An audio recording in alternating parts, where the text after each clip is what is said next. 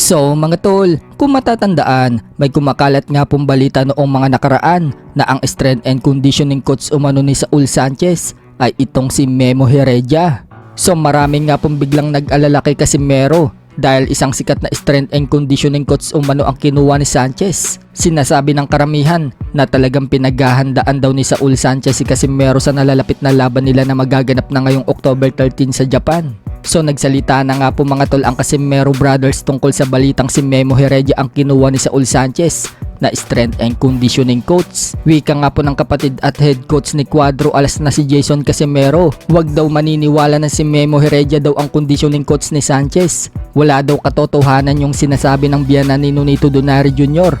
na si Tatay Jerry Marshall. Banat pa ni Jason kay Tatay Jerry Marshall, wag daw silang tinatakot kay Memo Heredia. At kahit sino pa daw ang maging strength and conditioning coach ni Saul Sanchez, hindi daw sila natatakot.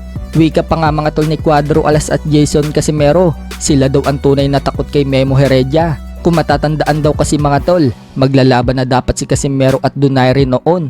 Natakot daw ang team ni Donaire, nag-request pa daw sila ng BADA test dahil si Memo Heredia daw noon ang strength and conditioning coach ni Casimero. So binigay nga daw ni Casimero mga tol ang demand na hinihingi ng team Donaire. Pero kalaunan, umatras pa rin daw itong si Donaire at hindi daw siya nilabanan. Banat pa ni Cuadro Alas mga tol, ano daw saysay ni Memo Heredia kung ang boksingero daw ay mas matindi pa.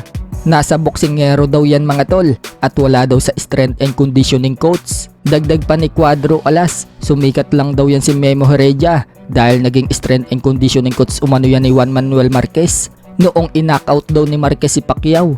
Samantala, pinakita naman ni Casimero mga tol ang kanyang bato-batong katawan sa live. So ready na nga po si Casimero mga tol sa laban niya kay Sanchez. Nabalitaan nga din natin sa ibang source mga tol na malapit na daw pumunta sa Japan si Casimero. Sa kabilang banda naman mga tol, matapos pong manalo bayan knockout sa round 10 si Jaime Munguia nito lang nakalipas na September 20 kontra dito kay Eric Basinyan.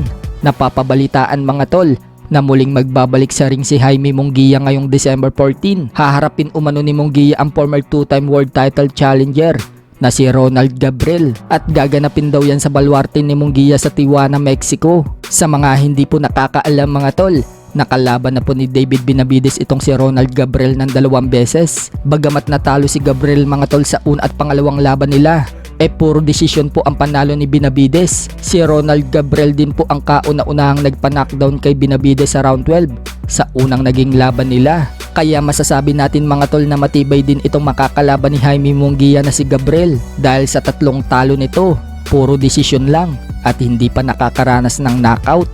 Kaya masusubukan talaga dyan si Jaime Munguia mga tol.